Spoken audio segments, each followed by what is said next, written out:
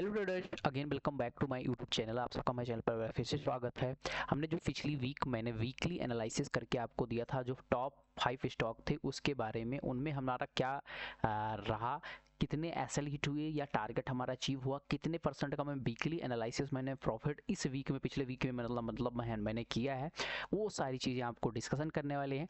अगले 5 बेस्ट जो होंगे स्विंग ट्रेडेड रिलेटेड स्टॉक जो होंगे, टॉप 5 स्टॉक जिसको हम थोड़ा सा फंडामेंटली भी एनालाइज करके बहुत कम समय में आपको बहुत सारी चीज़ें देने वाले हैं। तो जो लोग अभी तक चैनल को सब्सक्राइब नहीं किया, चैनल को सब्सक्राइब कर लीजिएगा ताकि आपको वीकली स्विंग रिलेटेड स्टॉक कहीं से आपसे मिस ना हो जाए, क्योंकि बहुत तगड़ा जो देता हूँ, बहुत तगड़ा मोमेंटम करते हैं। तो पहला अगर लेवल की बात करूँ, मैंने फर्स्ट क्राई को दिया था, मैंने फर्स्ट क्राई को बोला था 615 का लेवल, ये लेवल जब ब्रेक करेगा तो मैं एक बाइंग में इनिशिएट करूंगा। यहाँ से मेरा ये एक्टिव नहीं हुआ, यहाँ से कंटिन्यू मार्केट फॉल कर गया है, तो ये मैं पहला स्टॉक में मैं कुछ नहीं एक्टिवेट हुआ है, तो मेरा कुछ प्रॉफिट नहीं हुआ है। इस वजह से यहाँ देखोगे फर्स्ट क्राई को यहाँ पर ध्यान से देखने की कोशिश करोगे तो मेरा 0% का रिटर्न दिखाओगे कि एक्टिव ही नहीं हुआ। दूसरा था विशाल मेगा मार्ट। अब विशाल मेगा मार्ट में कहानी क्या हुई है उसको हम चार्ट में लेकर चलते हैं, आपको दिखाने की कोशिश करते हैं। दूसरा मेरा स्टॉक था विशाल मेगा मार्ट।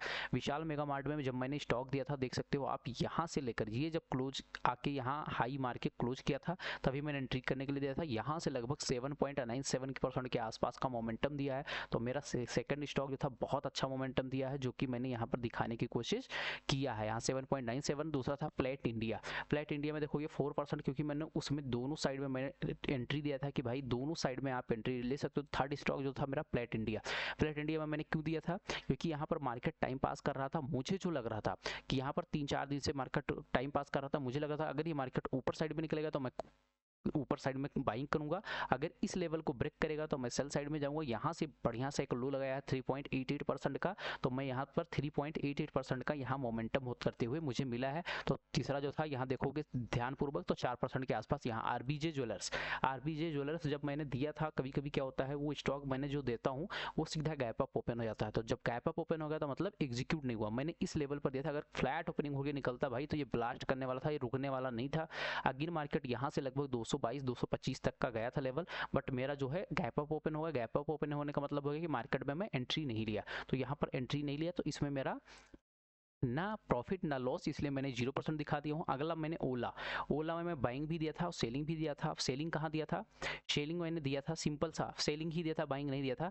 यहाँ पर मैंने बोला था कि इसके नीचे जाएगा शूटिंग स्टार कैंडलस्टिक पैटर्न के नीचे, तो मैं करूँगा स्टॉप लॉस मेरा 80 के आसपास रहेगा। टारगेट मेरा जो रहेगा, फर्स्ट टारगेट मैंने इसके आसपास, सेकंड टारगेट मेरा जो रहेगा इसके आसपास मैंने दिया था, तो मेरा फर्स्ट टारगेट लगभग 7.31% का मोमेंट करते हुए मार्केट ने हमको टारगेट अचीव कराया है, तो मैंने यहाँ लिख दिया 7.31। मतलब इस वीक में ओवरऑल मैंने अगर मान के चलो अगर 10,000 भी लगाए होंगे पांचों स्टॉक में, तो मैंने लगभग 4% का इस वीक में आपको टारगेट दिया हूं। ठीक है, तो 4% मेरे हिसाब से बहुत अच्छे होते हैं, इससे ज़्यादा तो वीकली एनालिसिस में होना नहीं चाहिए। 4% भाई आपका महीने का हो गया 4% अगर ले रहे हो, 4 वीक होते तो 4 चौक 16%, 16% के आसपास का रिटर्न हर मंथली जनरेट कर रहे हो, तो बहुत अच्छा है। अब अगले वीक में कौन से स्टॉक रहेंगे उनके डिस्कशन करते हैं। मेरा फर्स्ट स्टॉक रहने वाला जो एक्मी सोलर को देखोगे ध्यानपूर्वक, बहुत अच्छा पैटर्न बना के यहाँ पर जब मार्केट आया था अपनी वेस्ट क्रिएट करने में, जहाँ सपोर्ट ले रहा था, सपोर्ट लेने के बाद में मार्केट ने एक बढ़िया सा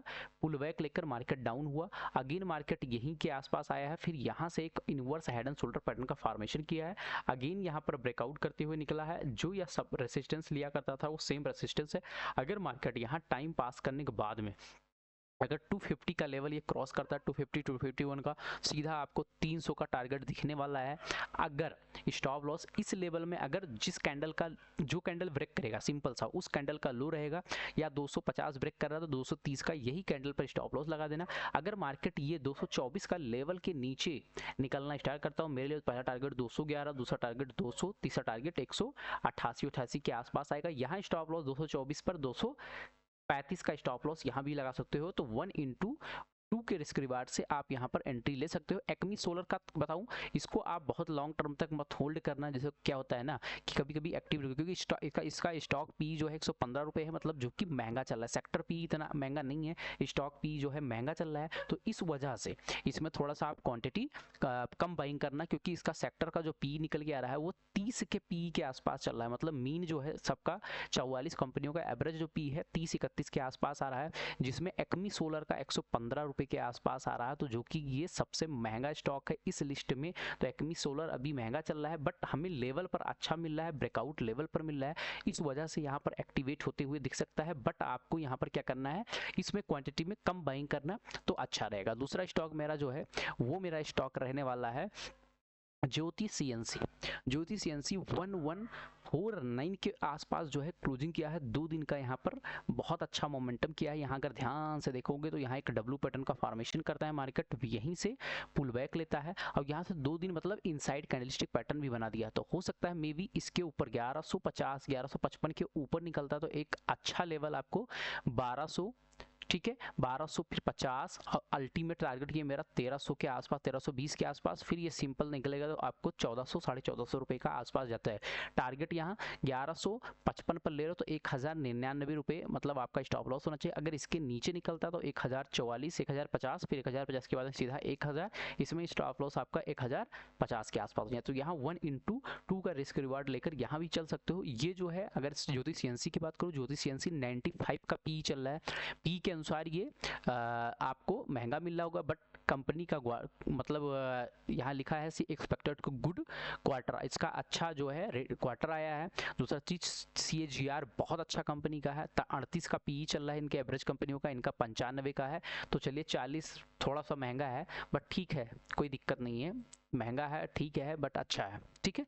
तीसरा स्टॉक मेरा जो रहने वाला है ये कैपिटल, ठीक है, SPF मतलब Capitals small finance bank. Capital small finance bank में बहुत दिनों से मैं यहाँ पर देने की कोशिश कर रहा हूँ ये, बट यहाँ पर टाइम पास कर रहा है, बहुत अच्छा है, फंडामेंटली भी अच्छा स्टॉक है। यहाँ पर बहुत बार कोशिश किया है, देखोगे 1 2 3 4 यहाँ पर 5 फिर यहाँ 6 फिर यहाँ पर 7 फिर यहाँ पर 8। अगर ये इस लेवल को क्रॉस करता है, ये लेवल की मैं बात कर लूँ अगर, तो ये लेवल मेरे लिए जो निकल के आता 310 के लेवल, अगर 310 का लेवल निकालता तो सीधा आपको 330 फिर 340 फिर यहाँ से निकलेगा तो 370 का टारगेट देखने को मिल सकेगा। स्टॉप लॉस 285 का यहाँ मेंटेन कर सकते हो। ये जो है स्टॉक अभी भी अपने सस्ता मिल रहा है मतलब बोल सकते हो, क्योंकि सेक्टर का पी देखो कंपैरिजन करोगे जो ये प्राइवेट सेक्टर के बैंक जितने भी हैं, इन प्राइवेट सेक्टरों में आपका 11 का पी एवरेज चल रहा है। इसमें से आप इंडियन बैंक को आप कर सकते हो, एक्सिस बैंक भी है, IDFC फर्स्ट बैंक भी है, इसमें से आपका कैपिटल स्मॉल फाइनेंस देखो सबसे कम पी है, मतलब सबसे सस्ता स्टॉक मिल रहा है। अगर प्रॉफिटेबल की बात करूं कि कंपनी प्रॉफिट कर रही है या नहीं कर रही है, तो यहाँ पर देखोगे 14 करोड़ 19 करोड़ 28 करोड़ मतलब कंटिन्यू 30 करोड़ के आसपास की कंपनी प्रॉफिट कर रही है, तो मतलब लॉस में नहीं है। 19 से लेकर अगर यहाँ पर देखो कंटिन्यू अपना प्रॉफिट मतलब बढ़ाती हुई जा रहा है। 112 करोड़ का अभी मार्च 2024 में दिया है। CAGR देखोगे अच्छा है, सेल्स ग्रोथ भी अच्छा है, तो मतलब कंपनी फंडामेंटली भी बहुत जबरदस्त स्टॉक है। तो इसको जो लॉन्ग टर्म मतलब होल्ड करना चाहते हैं वो लॉन्ग टर्म भी होल्ड कर सकते हैं। मेरा फोर्थ स्टॉक है ये है PVSL।